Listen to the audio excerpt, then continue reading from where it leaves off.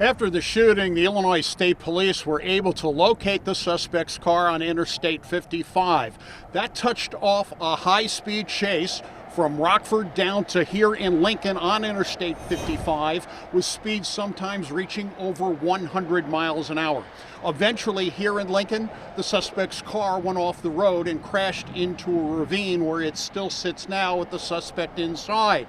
We asked the state police for an update on the current situation. We want this to come to a peaceful ending. So however long it takes, we're going to stay here until, that's the ideal ending to this is a peaceful, nobody wants to have to, fire their weapon. Now, we talked to the NBC affiliate in Chicago. They're on the other side of I-55 from where I am now. They said over the last half hour they've heard a popping sound. It is not gunfire, but it's some kind of odd noise coming from that scene. Police are still in a large number on I-55. We'll, of course, keep you up to date throughout the evening. I'm Doug Wolfe reporting live for WAND News in Lincoln. This day-long standoff ended about 1 hour ago. State police earlier today chased the suspect from Rockford all the way down to Lincoln on Interstate 55, where he eventually crashed and ended up in a ravine. State police had the car surrounded, put a perimeter around the car, and then waited him out. Eventually, shortly before 5 o'clock, there were several loud bangs, and those bangs turned out to be what they call flash bangs, sort of like grenades, but they don't explode. It's to stun the person that they're trying to arrest. The arrest was made. The suspect has injuries. He has been taken to a nearby hospital. So this was a long day. Interstate 55 still closed right now, and with me right now is Joe Ostrowski. Joe, what a nightmare for the public. It was tough for the police all day, but it was also a nightmare for the commuting, traveling public here in Illinois. That's right, and you're talking about a day. The March funeral of 35-year-old Jacob Keltner, killed while working as a special deputy U.S. Marshal through his job with the McHenry County Sheriff's Department. On March 7th, Keltner was part of a group of officers assigned to arrest a fugitive, Floyd Brown of Springfield, at a Rockford hotel. During the attempt to arrest Brown, Keltner was shot to death. Brown fled in a wild chase down Interstate 55 before he finally wrecked in Lincoln in Logan County. State police worked to get Brown to surrender without shooting him. We took him into custody alive, and from our standpoint, that's a success. After a standoff lasting several hours, Brown was arrested and now faces federal murder charges.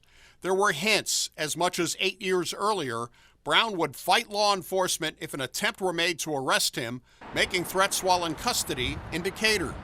Through the Freedom of Information Act, we have obtained 5 of Brown's calls that he made while an inmate in the Macon County Jail. In those calls, he complains about his lawyers and about police. With a prepaid call from the Macon County Jail. The unlawful search sees that they did to get in that house and they maced the damn dog. It's 2011. Brown's profanity-laced calls were to several women while he was jailed after a Springfield police raid on a home in connection with residential burglaries in Decatur. We have edited out the profanities. Springfield police went in the house illegally, maced the dog, looked at some, then called Decatur to secure a search warrant.